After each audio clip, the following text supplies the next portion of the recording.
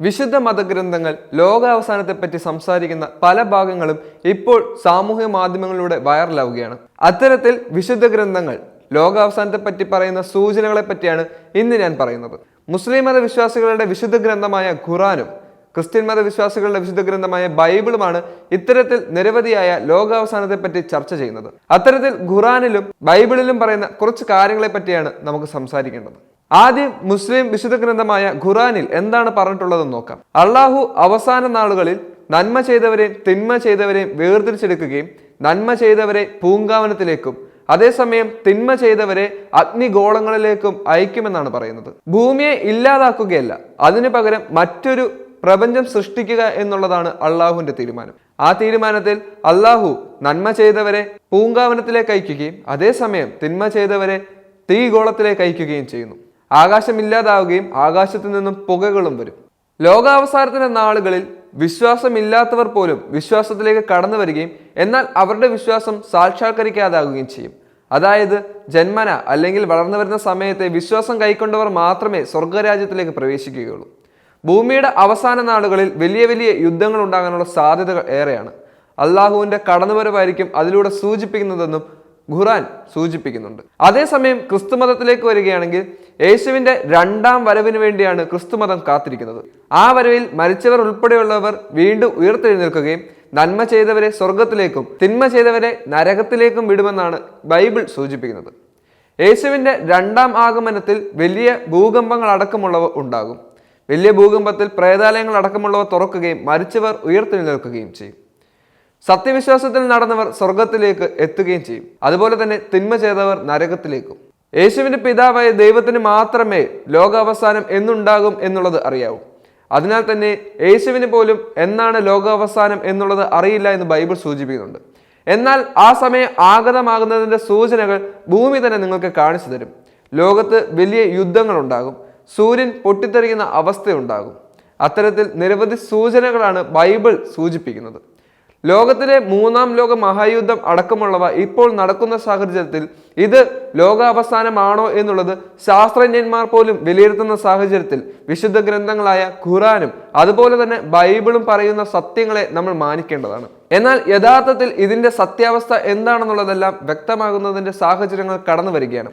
നിരവധി രാജ്യങ്ങളിൽ പട്ടിണിയും ദാരിദ്ര്യവും കൂടി വരുന്ന സമയമാണിപ്പോൾ. അത്തരത്തിലുള്ള സാഹചര്യത്തിൽ മൂന്നാം ലോക മഹായുദ്ധം നടക്കാനുള്ള സാധ്യതകൾ ഇപ്പോൾ വർദ്ധിച്ചു വരികയാണ്. സിറിയയിൽ അടക്കം ഇപ്പോൾ പുതിയ യുദ്ധങ്ങൾ കടന്നു വരികയാണ്.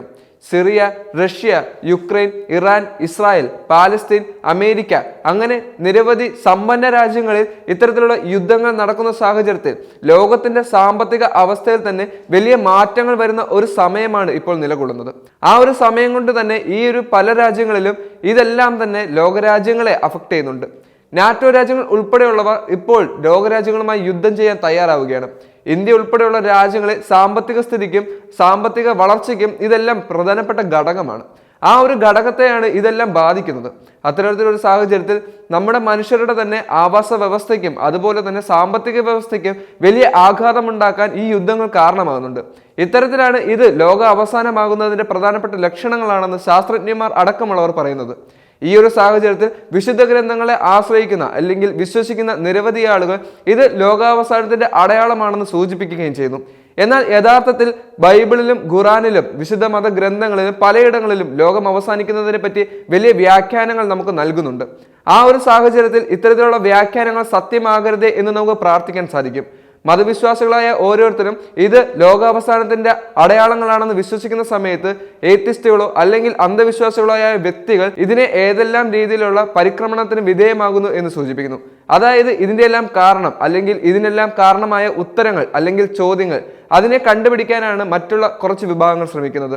ശാസ്ത്രജ്ഞന്മാർ അടക്കമുള്ളവർ മൂന്നാം ലോക മഹായുദ്ധം തുടങ്ങാൻ പോകുന്നു എന്നുള്ളൊരു സൂചന നൽകുന്ന സമയത്തും ഇത്തരത്തിലുള്ള വിശ്വാസത്തിന്റെ പുറകെ പോകുന്നവർ ഇതിന്റെ ഉത്തരങ്ങൾ തേടിയെടുക്കേണ്ടവരും നമ്മൾ തന്നെയാണ്. അതിനാൽ തന്നെയും ഇത് ഏത് തരത്തിലുള്ള യുദ്ധമാണ് അല്ലെങ്കിൽ ഇത് ലോക അവസാനമാണോ എന്നുള്ളൊരു ചോദ്യം വലിയ പ്രസിദ്ധമാണ്.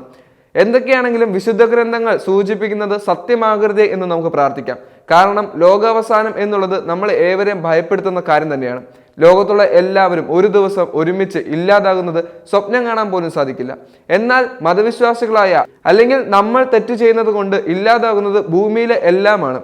അതായത് ഒന്നും ചെയ്യാത്ത ജീവജാലങ്ങളടക്കം, മരങ്ങളടക്കം, മലകളടക്കം എല്ലാം ഇല്ലാതാകുന്ന ഒരു സാഹചര്യം വളരെ വേദനാജനകമാണ്.